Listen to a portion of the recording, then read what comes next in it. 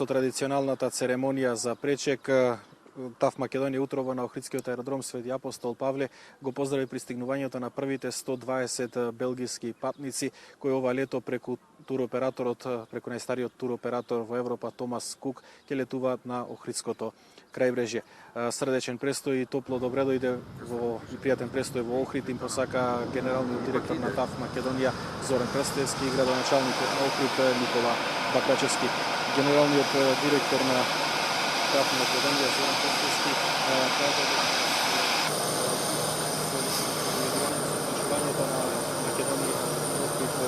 Македонија летови на Томас Кука ќе резултира со нови групи туристи во Охрид кои што ќе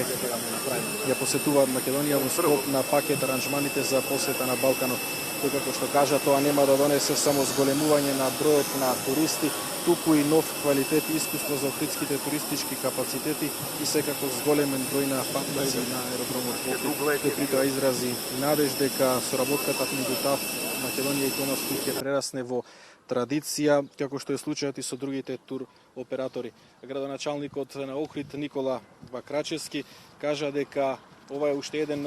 поведувањето на новата авиолинија е плод на напорите на владата на Република Македонија и локалната самоуправа на Охрид за проширување на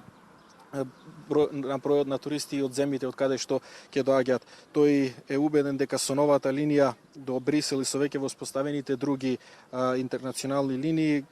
летната туристичка сезона во многу параметри ќе ги надмине претходните, што ќе биде поттик за уште поголема работа и посветеност отворање на нови хоризонти и уште перфектна работа на Охридскиот аеродром со проширување на линиите од други земји. Предлагам тука да ја погледнеме изјавата на градоначалникот на Охрид Никола Бакрачевски. На листата ставивме уште една евродестинација со која што градот Охрид и целиот регион ќе може да комуницира и да привлекува гости од овие дестинации. Секако ќе представува значајно зголемување на бројот на туристи и ноќевања во градот Охрид, придвижување на локалната економија и во крајна линија, значи зголемување и на бројот на летови кон и од Охридскиот аеродром, она што е многу важно за нас за поврзување со Европа и со светот. Така како што кажав, утрово на Охридскиот аеродром Свети Апостол Павле пристигнаа првите 120 патници од Белгија. Овие чатри летови ќе оперираат од денеска 20 јуни се до средината на септември, ќе оперираат еднаш неделно, а се очекува преку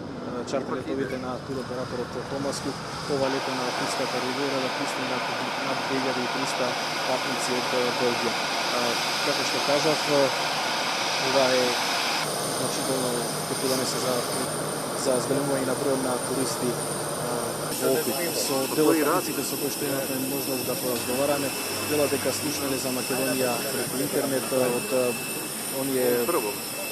промоа кои што се прават на светските медиуми за Охрид и Македонија. Очекуваат тука да